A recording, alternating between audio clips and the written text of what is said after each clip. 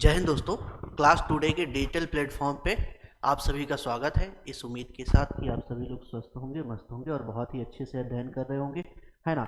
इतिहास की ये जो है कि नेक्स्ट क्लास है, दूसरी क्लास है, दूसरी तीसरी क्लास जो भी है ना। लास्ट क्लास में हमने क्या देखा था? लास्ट क्लास में पूरा जो है कि मोटा मोटा हमने जो है कि मध्य भारत तक का जो सिलेबस था, जो घटनाक्रम था, पूरा जो है कि हमने चर्चा किया था। उसमें कुछ जो महत्वपूर्ण बिंदु थे उसे हमने देखा था और उसके बाद मैंने कहा था कि नेक्स्ट क्लास से हम डिटेल में एक एक करके जो है कि स्टार्ट करेंगे। तो आज जो हम स्टार्ट करेंगे वो स्टार्ट करेंगे इतिहास के स्रोत। इतिहास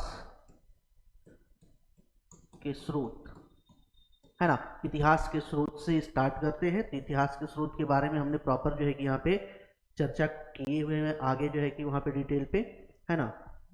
तो स्रोत के आधार पर देखते हैं तो मुख्य रूप से जो है कि हमें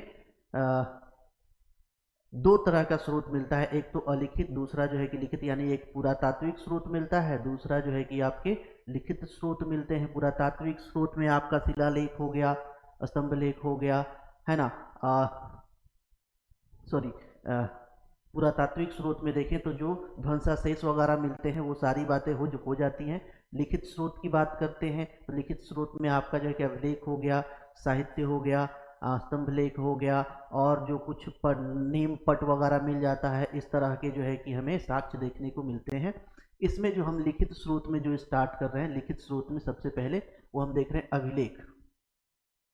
अभिलेख के बारे में देखते हैं, है ना। तो सामान्य तौर पे जो अभिलेख हैं, जो भी आपके दस्तावेज हैं, है ना, या अभिलेख हो, अभिलेख हो, शिलालेख हो, स्तंभ लेख हो,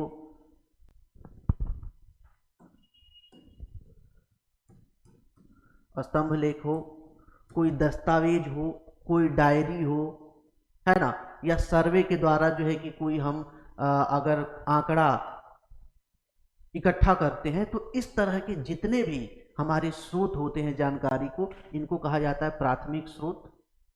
प्राथमिक स्रोत, या आप ऐसे कह सकते हैं कि वो सारे स्रोत जानकारी के जिन्हें हम प्रत्यक्ष रूप से रूबरू होके जानते हैं चीज़ों के बारे में, उसे हम जो है कि प्राथमिक स्रोत कहते हैं। और द्वितीयक स्रोत होते हैं जो प्राथमिक स्रोत के आधार पर टीका टिप्पणी वगैरह, कोई कमेंट वगैरह लिख दिया, उस आधार पर कुछ कहा जाए, संस्मरण वगैरह हो गया, ये द्वितीयक स्रोत के जो है कि माध्यम के रूप में माने जाते हैं, है ना। तो यहाँ पे अभिलेख में हमें क्या देखना है? शिलालेख, स्तंभ लेख, गुहा लेख, ताम्रपत्र लेख, ये सारे जो है कि लेख वगैरह। यहाँ पे यहाँ तक कि कुछ मूर्तियों की बात करते हैं, कुछ मूर्तियों पे भी जो है कि कुछ लेखों का अंकन होता है। कुछ छोटे छोटे जो है कि आपकी मुहरें मिलती हैं, सील्स मिलती हैं, उसमें बहुत सारे लेखन होता है। कुछ सील्स पे कुछ नेम प्लेट होते हैं, उस पर भी कुछ लेखन होता है। तो उसके बारे में कुछ जान पाते हैं, कुछ पढ़ पाते हैं, कुछ नहीं पढ़ पाते हैं। तो ये सारी जो चीज़ें जो है कि हमें देखते हैं, है ना। शिलालेखों को पेट्रोग्राफ कहते हैं। शिलालेखों को क्या कहते हैं? पेट्रोग्राफ, पेट्रोग्राफ कहते हैं। और शिलालेखन यानी कि पत्थर के सरफेस पे कोई मैसेज, कोई सूचना का अंकन करना शिलालेखन कहलाता है। क्या कहलाता है? शिलालेखन कहलाता है। अगर सबसे पहले बात करें कि सबसे प्राचीन शिलालेख कौन सा मिला है, तो सबसे प्राचीनतम शिलालेख हम देखते हैं तो बोगासकोई शिलालेख हमें देखने को मिलता है, जिसमें वैदिक काल के 4 देवताओं का नाम, वैदिक काल के 4 देवताओं का नाम इंद्र, मित्र, वरुण, नाशत्य, इन वैदिक काल के 4 देवताओं का नाम मिलता है। और कहाँ से मिलता है? तो ये आपके मध्य एशिया वाले क्षेत्र से मिलता है। मध्य एशिया वाले क्षेत्र से सबसे प्राचीनतम शिलालेख का साक्ष्य वगैरह मिलता है। अगर हम बात करते हैं कि अभिलेख लेखन की शुरुआत कहाँ पे होती है, तो आपके ईरान वाले क्षेत्र में, ईरान वाले क्षेत्र में देखते हैं तो इधर जो है कि हखमनी वंश का शासन जो है कि हमें देखने को मिलता है, शासक देखने को मिलता है, शासन हखमनी वंश का, है ना। हखमनी वंश का शासक देखने को मिलता है। और यहीं पे इसका राजा था दारा प्रथम। इसने जो है कि सबसे पहले शिलालेखन का प्रारंभ किया था और उसके बाद इसने भारत पे आक्रमण किया। भारत पे पहला सफल आक्रमण करने वाला भी कौन है? दारा प्रथम।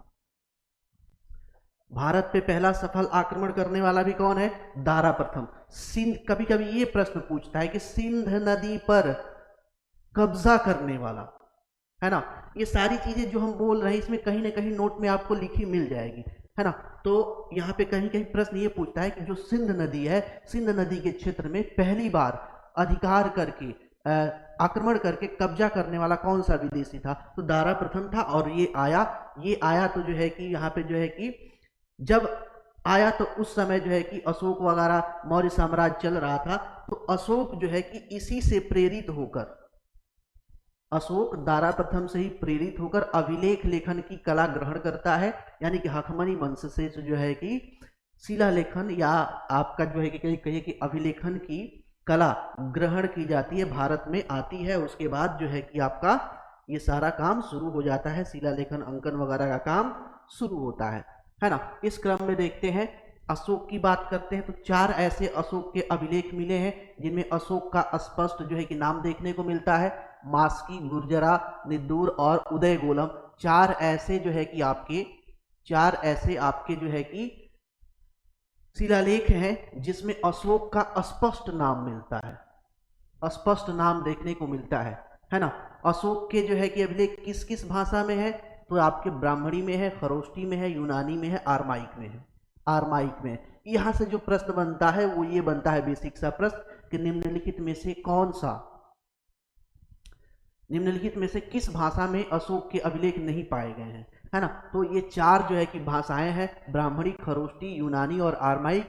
इन्हीं 4 भाषाओं में जो है कि अशोक ने अभिलेखन करवाया था। इसके बाद और कुछ अभिलेखों की बात करते हैं। अशोक के प्रमुख अभिलेख देखते हैं, तो अशोक के अभिलेख देखते हैं तो कुछ छोटे अभिलेख हैं, कुछ बड़े अभिलेख हैं, कुछ स्तंभ लेख हैं, स्तंभ लेखों में भी कुछ छोटे स्तंभ लेख हैं। इस तरह के हम देखते हैं। क्या देखते हैं? एक तो बड़े शिलालेख देखते हैं, दूसरे छोटे शिलालेख देखते हैं, तीसरे जो है कि बड़े स्तंभ लेख देखते हैं, और उसके बाद चौथा हम देखते हैं छोटे स्तंभ लेख। ये 4 तरह का जो है कि अशोक के लेखन, अभिलेखन या शिलालेख कह लीजिए उसके शासन काल में मिलते हैं। तो ये कौन कौन से अभिलेख है, कहाँ से मिलते हैं? तो सबसे पहले ये देख लेते हैं कौन कौन से अभिलेख कहाँ से मिले हैं, है ना। तो शहबाजगढ़ी से जो है कि मिला है, शहबाजगढ़ी शिलालेख मिला है। यहाँ से कहाँ से? पेशावर, पाकिस्तान से। मनसेहरा, हजारा, पाकिस्तान से। गिरनार अभिलेख कहाँ से मिला है? गुजरात से। कालसी, उत्तराखंड। एररगुंडी, राजुल, मंडगिरी, ये कहाँ से मिला है? आंध्र प्रदेश से मिला है ना। उसके बाद धौली व जौगढ़ कहाँ से मिला है? उड़ीसा से। रूपनाथ गुर्जरा, मध्य प्रदेश। सोपरा, महाराष्ट्र से। भद्रू या वैराट, राजस्थान से। सासाराम, बिहार से मिला है। मास्की, गोवीमठ, ब्रह्मगिरी, सिद्धपुर, जौंटी, रामेश्वर, कनगनहल्ली और पालकी गुंडू, ये कहाँ से मिला है? तो ये मिला है आपका कर्नाटक से। अहरौरा, उत्तर प्रदेश से। अब यहाँ पे ध्यान देने वाली बात है कि अगर आप वनडे एग्जाम में लेके जाते हैं ना, छोटे मोटे वनडे एग्जाम्स के तैयारी के लिए अगर जाते हैं, तो ये आपका जो है कि बहुत ज़्यादा कारगर सिद्ध नहीं होगा। यानी कि ये इसमें से आपको बहुत ज़्यादा पूछा नहीं जाएगा। जब भी छोटे मोटे एग्जाम की तैयारी के लिए जाएंगे तो ये वाला पार्ट आपसे नहीं पूछा जाएगा। ये सामान्यतः आपके स्टेट सिविल सर्विस में जो है कि ये पूछा जाता है, जो आपके राज्य की स्तर की जो सिविल सर्विस वगैरह, स्टेट सिविल सर्विस है, उसमें जो है कि इसको शामिल किया जाता है। वहाँ से ये सारी चीज़ें पूछी जाती है, या फिर इसका लोकेशन पूछ देगा, या मैच कराने के लिए पूछ देगा कि कालसी कहाँ से पाया है गया है, मनसेहरा कहाँ से पाया गया, या तो 1 बाई पूछ देगा फैक्ट में, या तो फिर आपको 4 ये जो है कि शिलालेख दे देंगे और 4 जो है कि आपके स्टेट दे देंगे, और फिर कहेगा कि मैच कराइए, या कौन अनमैच है कौन मैच है। इस तरह का प्रश्न जो है कि सामान्यतः यहाँ से पूछा जाता है। अब बात करते हैं कि वनडे के हिसाब से कौन सा इंपॉर्टेंट है? ये ज़्यादा इंपॉर्टेंट है।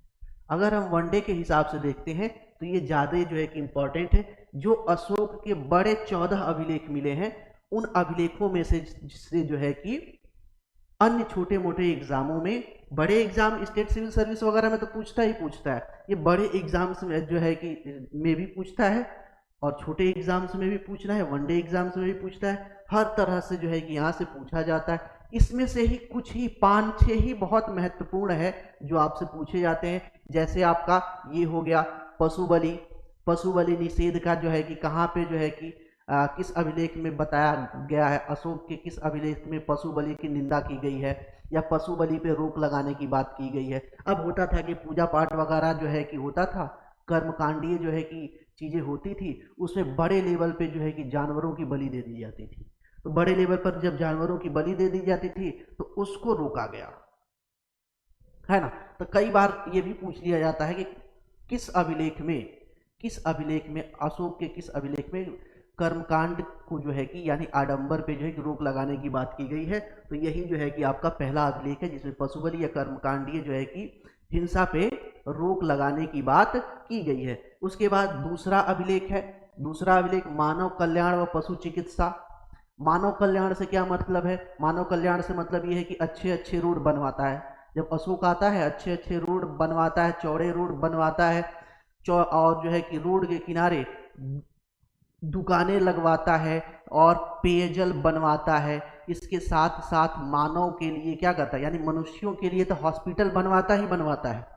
इतिहास में पहली बार अशोक के कालखंड में देखते हैं तो पशु चिकित्सा का कॉन्सेप्ट हमें दिखता है। पशुओं के लिए भी अस्पताल का निर्माण कराता है कौन? अशोक। इसकी जानकारी कहाँ से मिलती है? अशोक के दूसरे शिलालेख से मिलती है ना। तीसरे शिलालेख में बोला गया है कि जितने भी अधिकारी हैं वो अपने राज्य का दौरा करें। हर 5 साल में आप क्या कीजिए, अपने राज्य का दौरा कीजिए, जाइए, देखिए, लोगों से मिलिए, वहाँ की समस्याएं जानिए, फिर आइए। हर 5 साल में जो है कि जाना अनिवार्य जो है कि कर देता है ना। और उसके बाद चौथा में क्या है, भेरी घोष की जगह धम्म घोष। कलिंग युद्ध होता है, कलिंग युद्ध में भारी नरसंहार होता है, भारी नरसंहार होता है, उसके बाद कहता है कि नहीं नहीं अब लड़ाई वगैरह बंद करते हैं। भेरी एक तरह की जो है कि वाद यंत्र होता है जो सामान्यतः युद्ध वगैरह में की शुरुआत की जाती है तो वहां पे बजाय, जैसे आप लोग जो है ना सीरियल वगैरह रामायण महाभारत देखते होंगे, तो जब युद्ध स्टार्ट होता है ना इस तरह का प्राचीन काल में, तो जब युद्ध स्टार्ट होता है तो वहां पे देखते हैं कि एक तरह की वाद्य यंत्र बजाया जाता है, भेरी जिसे बोलते हैं, जिससे जो है कि युद्ध का आगाज किया जाता है। तो उसको जो है कि हटा के धम्म घोष की बात करता है। तो धम्म क्या है? तो धम्म यहाँ पे बात करते हैं तो धम्म एक तरह का नैतिक नियमों का संग्रह है। नैतिक नियमों का क्या है? संग्रह है। धम्म की बात यहाँ पे हमें देखने को मिलते हैं। 5वां में धम्म महामात्र की नियुक्ति की बात करता है। 6ठे में आत्मनियंत्रण की बात की गई है। 7वें और 8वें में ध्यान दीजिएगा, 7वें और 8वें में अशोक की तीर्थ यात्राओं का वर्णन किया गया है। अशोक की तीर्थ यात्राओं का वर्णन किया गया है। 6ठी 9 में क्या किया गया है? सच्ची भेंट या शिष्टाचार का वर्णन किया गया है। 10 में जो है कि अशोक बोलता है कि जितने भी हमारे राज्य के अधिकारी हैं, छोटे बड़े जो है कि अधिकारी हैं, सिपाही हैं, जो भी हैं, यहाँ तक कि राजा भी है, वह 24 घंटे 24 आवर जो है कि प्रजा की सेवा में हमेशा अवेलेबल रहना चाहिए। यहां तक वो अधिकारियों को बोल देता है कि अगर हम रात के समय अपने शयन कक्ष में विश्राम भी कर रहे हैं, उस वक्त भी अगर हमारी प्रजा को कोई कष्ट है और प्रजा हमारे पास आती है तो आप तुरंत आके हमें बताइए। हमारी प्रजा को किसी तरह का कष्ट नहीं होना चाहिए, यानी कि 24/7 हम आपको फैसिलिटी देंगे। कहता है कि जो है कि प्रजा जो है कि राजा के पुत्र के समय, बहुत सारा कॉन्सेप्ट यहाँ पे जो है कि देखने को मिलता है। उसके बाद 11 की बात करें तो 11 में धम्म की व्याख्या की गई है ना, धम्म की व्याख्या की गई है। 12 में स्त्री महामात्र की नियुक्तियों की बात की गई। महामात्र कौन है? महामात्र जो है कि एक तरह से समझिए कि आज के टाइम के मिनिस्टर टाइप के लोग थे, है ना, मिनिस्टर टाइप के लोग थे, उन्हें जो है कि महामात्रों की बात की गई है। 13वें में कलिंग युद्ध का वर्णन किया गया है। ये बहुत इंपॉर्टेंट, ये बहुत पूछता है। देखिए ये कुछ ही जो है ये आपका इंपॉर्टेंट है, ये पूछता है, ये बहुत इंपॉर्टेंट है, ये पूछता है ना। उसके बाद ये पूछता है, बहुत ज़्यादा पूछता है। धम्म, ये पूछता है बट कम पूछता है ना। धम्म यात्राओं की ये भी बहुत कम पूछा हुआ है। धम्म की व्याख्या ये पूछा हुआ है बहुत ज़्यादा, ये तो और ज़्यादा पूछा हुआ है। ये जो है कि 4-5 जो है ना शिलालेख बार बार छोटे एग्जाम्स में बहुत ज़्यादा, यही 4-5 शिलालेख आपसे बार बार जो है कि पूछा जाता है। ठीक है, 14वां में देखें तो जनता को धार्मिक जीवन बिताने की बात समझाता है, नैतिकता का पाठ पढ़ाता है। जो द्वेष है, जो टकराव है, धार्मिक सांप्रदायिक टकराव है, उसे जो है कि रोकने की कोशिश करता है, एक लोगों में नैतिकता लाने की कोशिश करता है और यही नैतिक जीवन या धार्मिक जीवन जीने के लिए प्रेरित करता है। कहाँ पे? 14वें शिलालेख में। तो ये जो है कि अशोक के प्रमुख शिलालेख है। कौन से जो है कि शिलालेख में क्या दिया गया है ये प्रॉपर हमने यहाँ पे देख लिया। इससे आगे देखते हैं नेक्स्ट। अब अशोक के 7 स्तंभ लेख, बड़े स्तंभ लेख 6 जगह से पाए गए हैं। ठीक है, दिल्ली टोपिया या टोपरा स्तंभ लेख टोपरा स्तंभ लेख, ये जो है कि पाया गया है क्या? हरियाणा, अंबाला हरियाणा से और सिरसवा यूपी से 2 स्तंभ लेख पाए गए हैं। लेकिन इनको उठा करके फिरोज शाह तुगलक ने रखवा दिया है। कहाँ पे? दिल्ली में। कहाँ पे रखवा दिया है? दिल्ली में, है ना। इसके बाद दिल्ली मेरठ स्तंभ लेख, दिल्ली मेरठ स्तंभ लेख, यह मेरठ में मिला था, बाद में इसे फिरोज शाह तुगलक ने कहा किया? दिल्ली में ले जाके रखवा दिया। ये भी जो है कि ध्यान देने, ये पूछता है ना, कि कौन जो है कि कहाँ से जो है कि, यानी कि फिरोज शाह तुगलक ने जो है कि, सॉरी, ये पूछा जाता है कि जो आपका टोपरा अभिलेख है, टोपरा अभिलेख को दिल्ली किसने स्थापित किया? मेरठ स्तंभ लेख है, उसको दिल्ली में स्थापित किसने किया? तो फिरोज शाह तुगलक ने किया। ठीक है, उसके बाद लौरिया नंदनगढ़ स्तंभ लेख, लौरिया नंदनगढ़ अभिलेख, यह बिहार के चंपारण में स्थित है। लौरिया अरेराज स्तंभ लेख, ये बिहार के लौरिया अरेराज में स्थित है। रामपुरवा, ये चंपारण बिहार में स्थित है। यानी ध्यान देने वाली बात ये है कि ये 3 जो है, 3 है,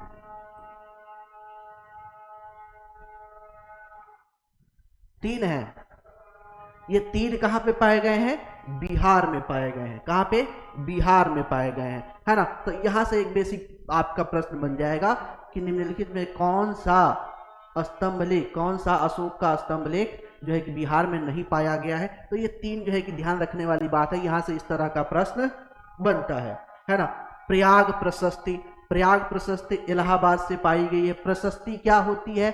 तो प्रशस्ति जो है कि राजा के बड़ाई में, प्रशंसा में दरबारी कवियों द्वारा जो है कि लिखी गई रचनाएं होती हैं, उन्हें प्रशस्ति बोलते हैं। तो प्रयाग प्रशस्ति जो है कि समुद्रगुप्त के बारे में, समुद्रगुप्त के युद्ध के बारे में, यात्राओं के बारे में उसके जो है कि दरबारी कवि हरिसेन द्वारा जो है कि लिखा जाता है ना। तो इसे कहते हैं जो कि प्रयाग प्रशस्ति। इसके अलावा जो है कि ये आपके जो है कि हो गए आपके बड़े स्तंभ लेख हो गए। इसके अलावा देखें तो छोटे स्तंभ लेख सारनाथ वाराणसी में पाया गया है ना। उसके बाद कौशाम्बी से एक जो है कि कौशाम्बी प्रयागराज से एक छोटा सा जो है कि अभिलेख पाया गया है, जो अशोक की पत्नी कारुवाकी से संबंधित है, रानी कारुवाकी से संबंधित है। ये भी कई बार प्रश्न पूछा गया है कि किस अभिलेख या स्तंभ लेख में अशोक की रानी कारुवाकी का वर्णन है। या कई बार ये भी प्रश्न पूछा गया है कि अशोक की पत्नी का क्या नाम था? तो कारुवाकी। ये चीज ध्यान देने वाली बात है थोड़ी सी, है ना। चलिए आगे चलते हैं। सांची रायसेन जिला MP। अब इसके अलावा अगर हम देखते हैं तो कुछ अन्य महत्वपूर्ण जो है कि अभिलेख पाए गए हैं, उनमें जो है कि फटाफट देख लेते हैं। तो यह है आपका हाथी गुफा अभिलेख, खारवेल, करिंगराज खारवेल का हाथी गुफा अभिलेख, जो खारवेल शासक जो भी हैं उनके क्रमबद्ध वर्णन करता है। वहां पे जो है कि जानकारी का स्रोत है ना। जूनागढ़ या गिरनार अभिलेख, रुद्रदामन के विजय व्यक्तित्व व कृतियों का वर्णन यहाँ पे मिलता है। यही के रुद्रदामन के जो है कि गिरनार अभिलेख में ही देखते हैं तो सुदर्शन झील का वर्णन जो है कि देखने को मिलता है। बताया जाता है कि हाँ, मौर्य राजा चंद्रगुप्त मौर्य ने बनवाया था। यहीं पे ये सारी जानकारी हमें देखने को मिलती है। एहोल अभिलेख, एहोल अभिलेख किससे संबंधित है? पुलकेशिन द्वितीय से संबंधित है, जिसमें हर्षवर्धन और पुलकेशिन द्वितीय के युद्ध का वर्णन है, युद्ध का वर्णन है। प्रयाग स्तंभलेख स्कंदगुप्त के समय लिखा गया है, समुद्रगुप्त के विजय और नीतियों का वर्णन यहाँ पे मिलता है। ग्वालियर अभिलेख प्रतिहार नरेश भोज और के मतलब शासक थे, गुर्जर प्रतिहार शासकों के विषय में लिखा गया है। मंदसौर अभिलेख यशोवर्मन की सैनिक उपलब्धियों के बारे में वर्णन करता है। भीतरी तथा जूनागढ़ अभिलेख स्कंदगुप्त के शासनकाल का है, जो स्कंदगुप्त के महत्वपूर्ण कार्यों का विवरण देखने को मिलता है। तो ये बहुत ही जो है कि आपके 5-6 बहुत ही महत्वपूर्ण आपके अभिलेख हैं, जो बार बार हर एक एग्जाम में पूछे जाते हैं। एक बार फिर से फटाफट देख लेते हैं इसको। हाथी गुफा अभिलेख कलिंगराज खारवेल का, जूनागढ़ या गिरनार अभिलेख रुद्रदामन का, एहोल अभिलेख पुलकेशिन द्वितीय जिसमें हर्षवर्धन और पुलकेशिन द्वितीय के युद्ध का वर्णन है। यहाँ पे हर्षवर्धन पहली बार और आखिरी बार युद्ध हारता है, किससे? पुलकेशिन द्वितीय से, है ना।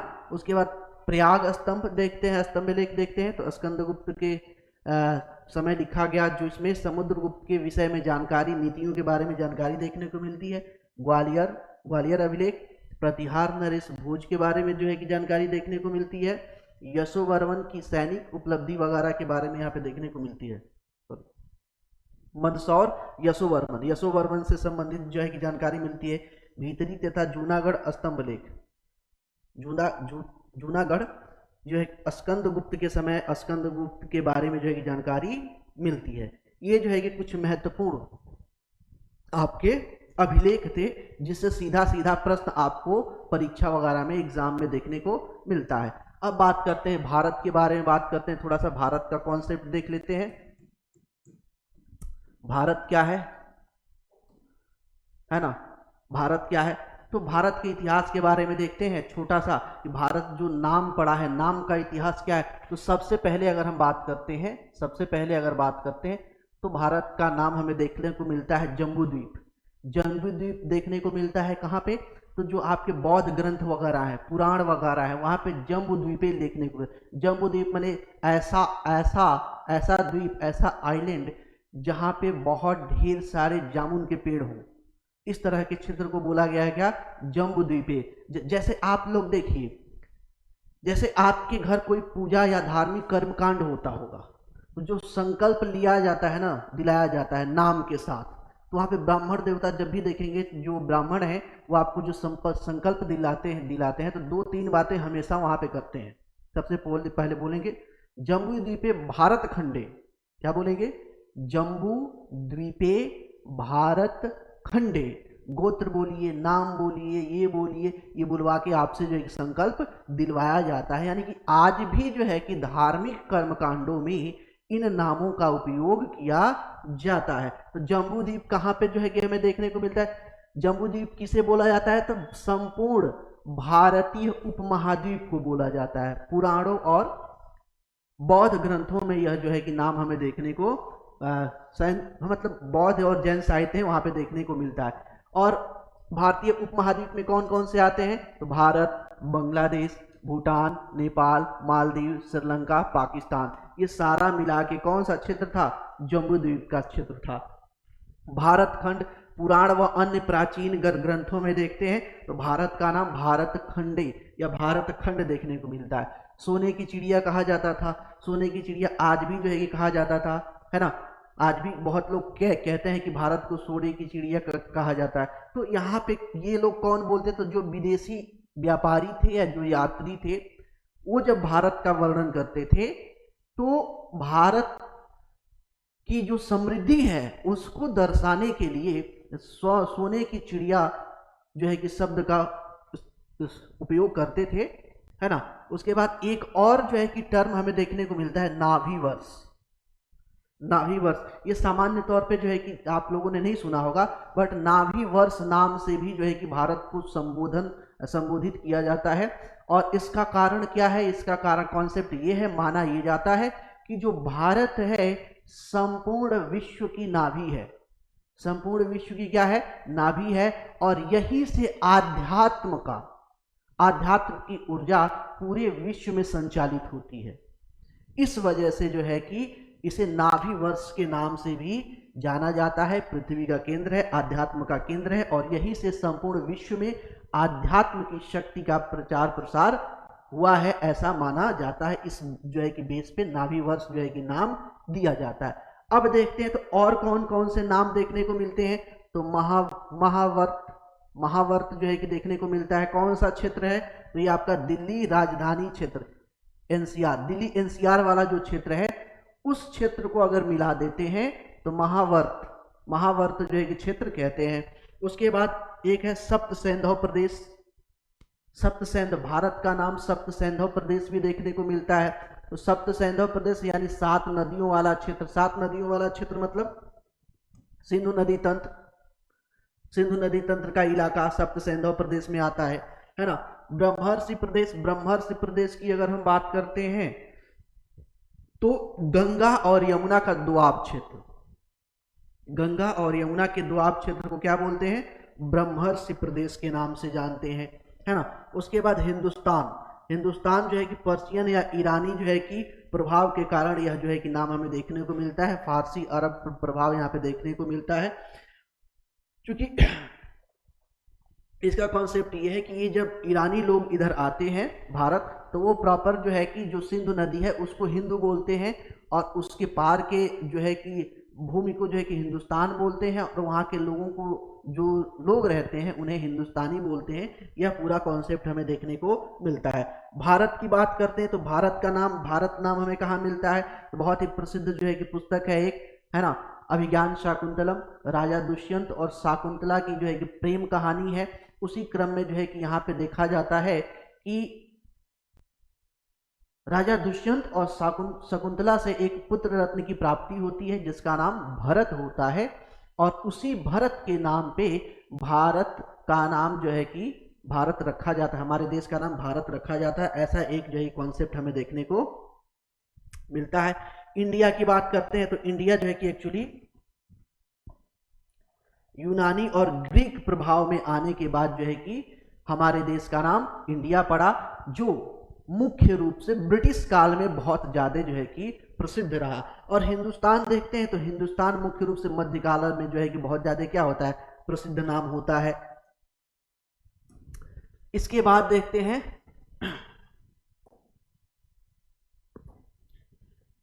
भारत के बारे में वर्णन करते हुए एक चीज और बताया गया है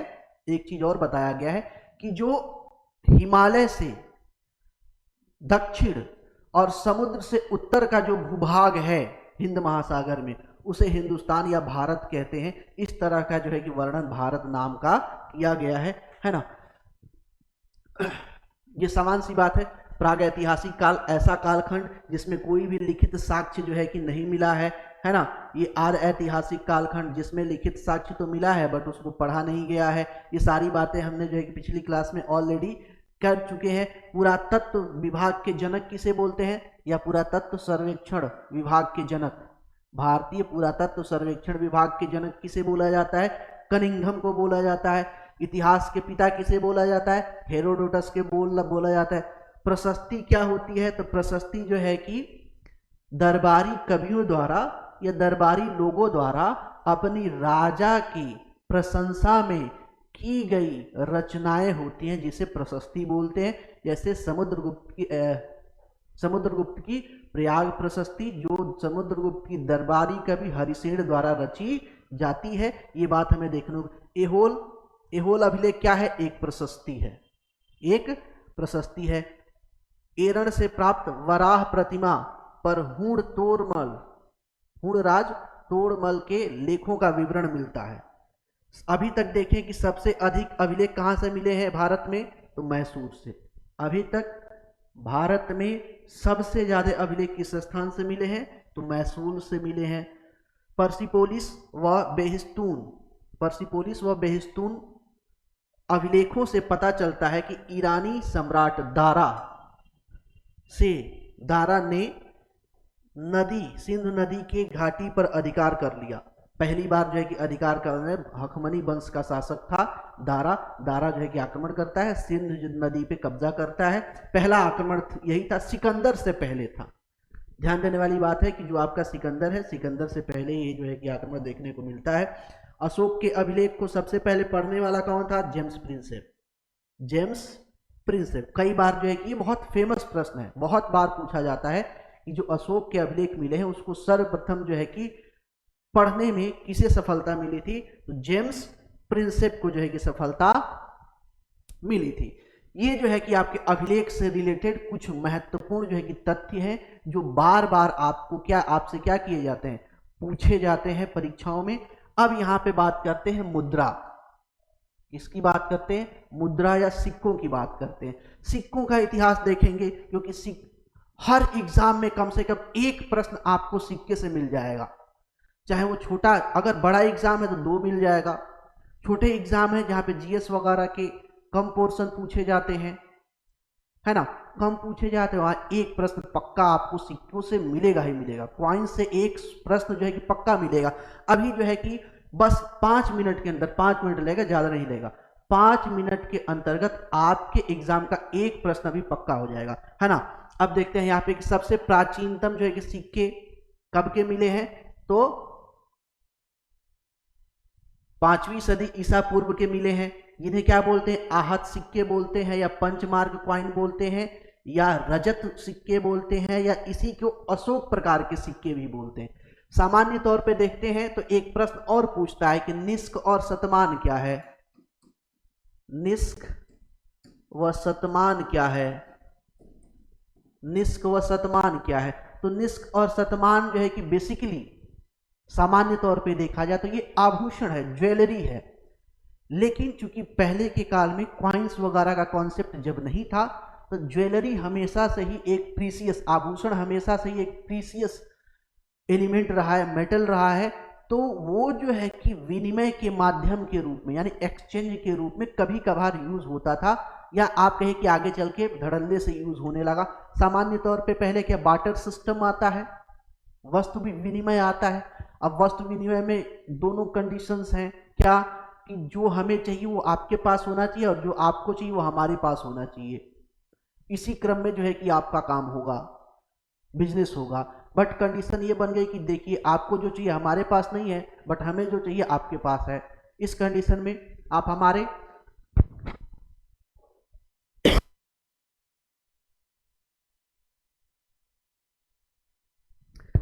इस क्रम में क्या होगा कि आप हमसे बिजनेस करेंगे नहीं।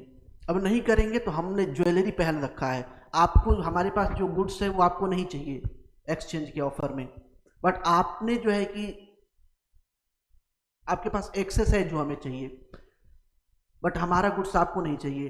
तो आपने देखा कि हम कोई अच्छी सी ज्वेलरी पहन रखे हैं, गले में, नाक में, कान में, आपने देखा, आपने बोला कि ठीक है कोई बात नहीं, तुम जो सामान लिए हो ना वो हमें नहीं चाहिए, बट ये जो तुम कान में, गले में, नाक में पहन रखो ये दे दो, हम तुम्हें दे देंगे एक्सचेंज ऑफर में। तो इस तरीके से जो है कि निष्क और शतमान जो एक तरह का आभूषण था वह जो है कि प्रचलन में, यानी कि करेंसी के रूप में प्रचलन में आ जाता है। ठीक है, जबरदस्ती का। हालांकि कई बार ये भी प्रश्न पूछा जाता है, कई बार ये भी प्रश्न पूछा जाता है कि एक्चुअली निष्क क्या है या शतमान क्या है। तो ये समझिए कि निष्क जो है कि एक मुद्रा है। कई बार ये भी प्रश्न पूछा जाता है कि प्राचीनतम मुद्रा कौन है? निष्क है। ये भी जो है कि बोला जाता है। लेकिन अगर प्रॉपर क्वाइन की बात करते हैं तो आहत सिक्के या पंचमार्क क्वाइन या रजत क्वाइन, या कभी कभी इसे जो है कि अशोक प्रकार के सिक्के भी बोलते हैं, क्योंकि यह मौर्य साम्राज्य में अशोक के समय जो है कि जारी किए गए थे। तो ये सारी बातें देखने को मिलती हैं। इसी को ठप्पा मार भी बोलते हैं, ठप्पा मार के बनाया जाता है, ठप्पा मार सिक्के भी बोलते हैं। और जो सिक्कों का अध्ययन है उसे मुद्रा शास्त्र या न्यूमिस्मेटिक के नाम से जानते हैं। सांचे वगैरह कब मिले हैं? तो ये जो है कि आपके ईसा के आरंभ का जो है कि यहाँ पे 3री सदी में हमें जो है कि सांचे वगैरह देखने को मिलते हैं, है ना। अधिकांश सांचे कुषाण काल के हैं, सबसे पुरानी कौन निधि जो है, जो 8 मुद्राएं कहाँ से मिली हैं, तो उत्तर प्रदेश से मिली हैं और बिहार के मगध वाले क्षेत्र से जो है कि यहाँ पे मिलती हैं। पंचमार्ग या रजत मुद्राएं, 5 मार्ग कौन कौन से हैं, तो पेड़ है, मछली है, सांड है, हाथी है, अर्धचंद्र है। ये 5 मार्क्स जो है कि पंचमार्क क्वाइन पे हमें देखने को मिलता है, या ठप्पा मार्क पे जो है कि मिलता है ना। सर्वाधिक सिक्के मौर्योत्तर काल में मिलते हैं। सर्वाधिक सिक्के कहाँ मिलते हैं, तो मौर्योत्तर काल में मिलते हैं, जो शीशे के, चांदी के, तांबे के और सोने के थे। अब यहाँ पे एक आध प्रश्न और बनता है। बहुत सारे जो पढ़ने वाले आप लोगों में से अच्छे विद्यार्थी वो पूछते हैं कि सर आप तो जो है कहा जाता है कि सोने के पहले सिक्के जो है कि यूनानियों ने जो है कि जारी किए थे, है ना। इस क्रम में जो है कि ये आपके मौर्य काल में या मौर्योत्तर काल में देखते हैं, यहाँ पे मौर्य काल में भी देखते हैं आगे चल के, तो सोने के सिक्के वगैरह, चांदी के सिक्के वगैरह मिलते हैं। बट ये जानने की बात है कि वो सिक्के जो है कि एक राज दरबार के चिन्ह के रूप में प्रयुक्त किए जाते थे, करेंसी के फॉर्म में जो है कि प्रयुक्त नहीं किए जाते हैं, है ना। ये समझिए कि जो आपके सोने और चांदी के सिक्के मौर्य काल वगैरह में भी देखने को मिलते हैं, वो एक तरह के राजघराने के पहचान के रूप में, आइडेंटिटी कार्ड के रूप में उपयोग में लाए जाते थे। उनका जो है कि ट्रेड में कोई रोल नहीं होता था, व्यापार में कोई रोल नहीं होता था, सेल परचेज में कोई रोल नहीं होता था। ये ध्यान दीजिएगा इस बात का। अशोक प्रकार के सिक्के भी कहते हैं, ये हो गया। सातवाहन सीसा के सिक्के जो है कि सर्वाधिक किसने जारी किए, सातवाहनों ने, है ना। और गुप्त शासकों ने सोने के सिक्के सर्वाधिक जारी किए थे, सर्वाधिक जारी किए। सोने के पहले सिक्के किसने जारी किए थे, यूनानियों ने जारी किए थे। सिक्कों पर तिथि का अंकन, राजा के नाम का अंकन, है ना, किसी जो है कि दैवीय या जो है कि किसी राजा का अंकन कहां से शुरू होता है, यूनानियों से शुरू होता है। सर्वाधिक शुद्ध सोने के सिक्के बात करें, सर्वाधिक शुद्ध सोने के सिक्के कौन जारी करता है, तो सर्वाधिक शुद्ध सोने के सिक्के आपके जो है कनिष्क जारी करता है कुषाण काल में, है ना। इसीलिए तो देखते हैं कुषाण के काल में यानी कि कनिष्क के काल में विदेशी व्यापार सबसे उच्च दर्जे का होता है। बहुत ही वहां पे जो है कि उन्नत किस्म का जो है कि विदेशी व्यापार देखने को मिलता है। एक तो रेशम मार्ग पे कब्जा हो जाता है, शुद्ध जो है कि सोने के सिक्के हैं। हमेशा जो है कि कनिष्क के अधिकारी सिक्कों की जांच करने के लिए हमेशा बाजार में घूमते रहते थे कि कहीं कोई नकली सिक्का या अशुद्ध सिक्का ना मिल जाए। तो इस तरह का पूरा कॉन्सेप्ट हमें देखने को मिलता है। सर्वप्रथम लेख किसने, यूनानियों ने या इंडो ग्रीक ने जो कर कराए थे। चमड़े के सिक्के किसने जारी किया था, हुमायूं ने किया था। कई बार जो है कि ये प्रश्न पूछा गया है कि चमड़े के सिक्के किस राजा ने जारी किया था, या कई बार जो है कि आप जाएंगे ना घर तैयारी करने के, पटना आए हुए हैं, इलाहाबाद आए हुए, दिल्ली आए हुए, कहीं आए हुए हैं, और जब आप घर जाते हैं, अच्छा बहुत पढ़े लिखे हो, बताओ चमड़े के सिक्के किसने जारी किए थे, हुमायूं ने जारी किए थे। भाई चमड़े के सिक्के कब जारी किए थे, जब चौसा का युद्ध हार गया शेरशाह सूरी से। शेरशाह सूरी से जब चौसा का युद्ध हार जाता है, हारने के बाद जो है कि वो नदी में कूद जाता है, तो नदी में कूदता है तो उसे मलाह बचा लेता है। बचाने के बाद जब वो निकालता है तो उसे एक दिन का राजा बनाता है। मलाह बोला है भाई फील नहीं आ रहा है, राजा तो बन गया है, ना मुकुट है, ना ताज है, ना गद्दी है, ना सेना है, ना राजमहल है, ना मंत्री है, ना हाथी घोड़ा, ना रथ, कुछ भी नहीं है, फील आ ही नहीं रहा है कि राजा है। तो वहां पे जारी होता है क्या, चमड़े का सिक्का। कौन जारी कराता है, हुमायूं। ठीक है। अब सिक्कों के बारे में बात करें तो कुछ महत्वपूर्ण सिक्के यहाँ पे हमें देखने को मिलते हैं जो पूछे जाते हैं। तो पंचमार्क क्वाइन, रजत क्वाइन, या आपके जो है कि आहत सिक्के कौन जारी करता है, अशोक। मौर्य काल में अशोक के द्वारा जारी किया जाता है।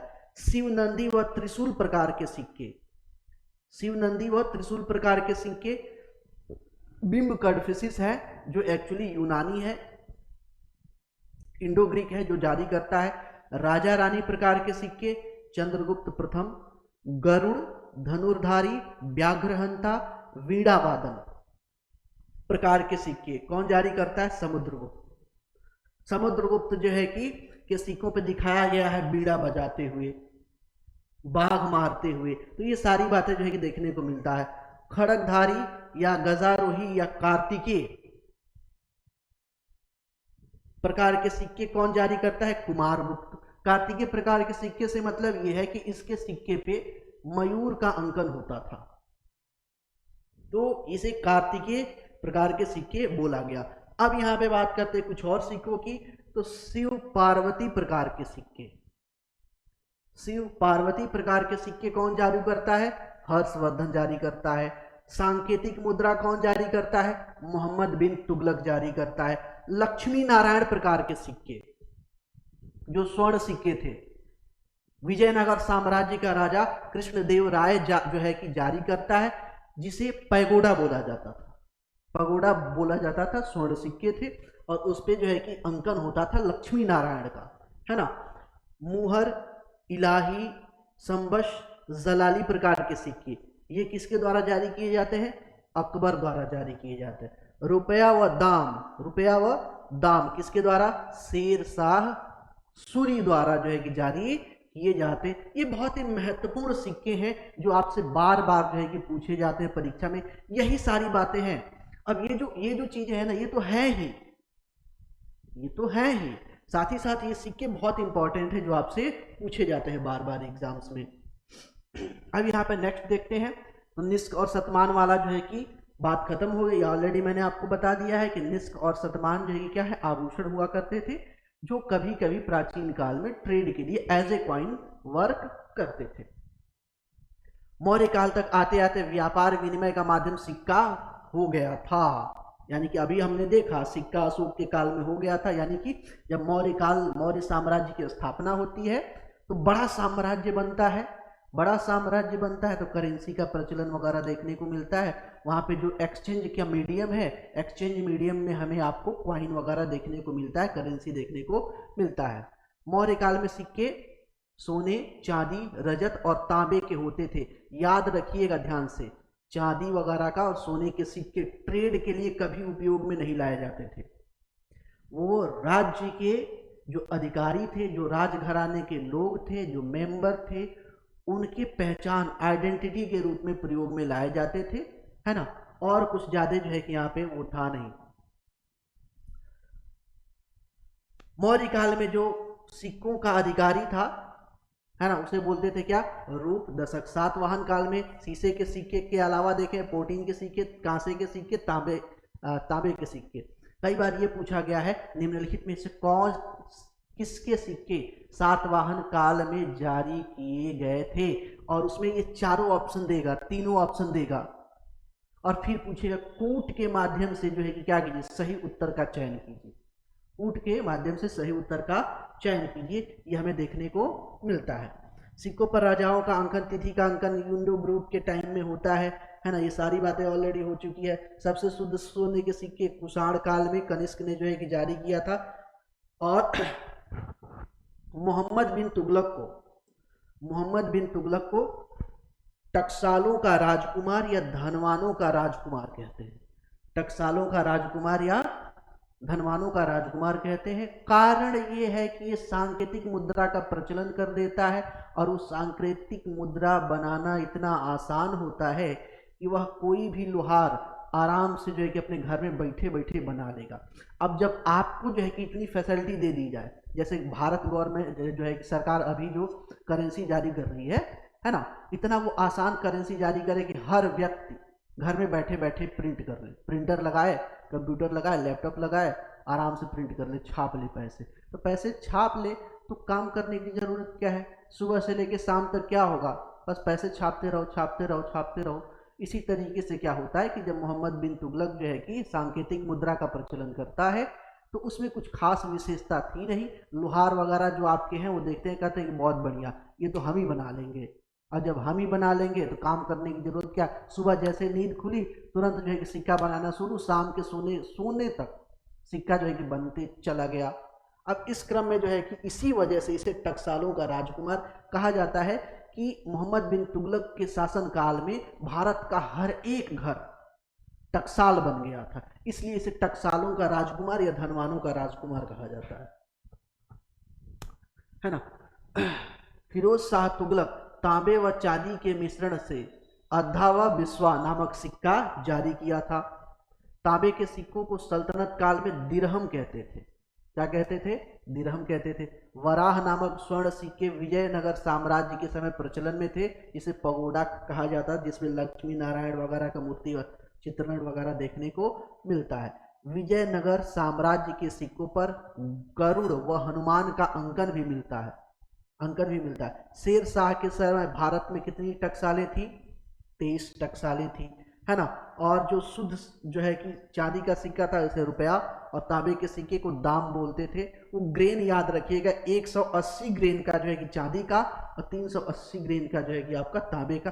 ये कई बार छोटे मोटे एग्जाम में नंबर पूछ दिया गया है कि जो रुपया जारी किया था शेर शाह सूरी, वो एक्चुअली कितने ग्रेन का था? तो 180 ग्रेन का। अकबर ने दिल्ली में एक शाही टकसाल का निर्माण कराया था, जिसका चीफ यानी कि मुख्य प्रधान नियुक्त किया था अब्दुल समद को नियुक्त किया था। अबुल फजल के अनुसार मुगल काल में 4 सोने के सिक्के बनाने की टकसाल थी, 14 चांदी के सिक्के बनाने की टकसाल थी, है ना, और 42 तांबे के सिक्के बनाने की टकसाल थी। ये चीजें हमें देखने को मिलती है। मुगल काल में टकसाल के अधिकारी को दरोगा बोला जाता था। क्या बोला जाता था? दरोगा बोला जाता था। जहांगीर की कुछ सिक्कों पर उसे हाथ में शराब का प्याला लिए हुए दिखाया गया है। तो किसके सिक्कों पर शराब का प्याला लिए हुए दिखाया गया है? तो जहांगीर के। अकबर के सिक्कों पर राम सीता की आकृति तथा सूर्य चंद्रमा की आकृति हमें देखने को मिलती है। अकबर जब असीरगढ़ विजय करता है तो एक स्पेशल प्रकार के सिक्के जारी करता है, जिसमें बाज का अंकन है। बाज का अंकन है। औरंगजेब ने सिक्कों पर कलमा खुदवाना बंद कर दिया था। ध्यान दीजिएगा, ये बेसिक कुछ जो है कि आपके फैक्ट्स हैं जो पूछे जाते हैं कि किसने जो है कि किस मुस्लिम शासक ने सिक्कों पर कलमा खुदवाना बंद किया? तो औरंगजेब ने जो है कि बंद कर दिया था। जीतल तांबे का सबसे छोटा सिक्का, यह दाम के 25वें भाग के बराबर था। ध्यान दीजिएगा, इसे फुलूस या पैसा कहते हैं। फुलूस या पैसा कहा जाता था। निसार जहांगीर द्वारा चलाया गया तांबे का सिक्का, जो रुपए के चौथाई मूल्य के बराबर था। आना दाम और रुपए के बीच आना नामक सिक्के का प्रचलन था। दाम और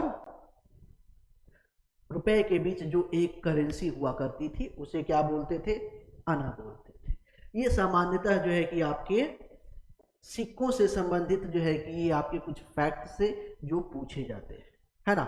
इससे नेक्स्ट क्लास में हम देखेंगे मूर्ति वगैरह के बारे में, है ना, मूर्ति कला, मूर्ति वगैरह के बारे में प्रॉपर, यानी ये जो स्रोत हम देख रहे हैं प्रॉपर चीजें, ये सारी चीजें यहीं पे देख लेंगे। उसके बाद से चैप्टर वाइज एक एक करके स्टार्ट किया जाएगा, है ना। तो आज के क्लास में इतना ही रहने देते हैं, मिलते हैं आपसे नेक्स्ट क्लास में। आज के लिए धन्यवाद।